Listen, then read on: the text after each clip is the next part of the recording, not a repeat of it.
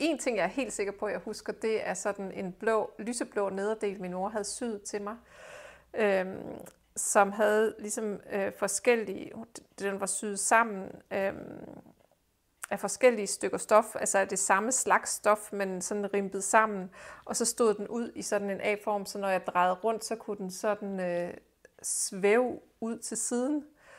Og det gjorde jeg meget hele den dag. Jeg ved ikke, hvor meget jeg var optaget af selve det der med skolen, men jeg var meget optaget af at snurre rundt og se ned på min nederdel. Det var faktisk det, jeg synes, der var det fede ved den dag, at jeg fik den der.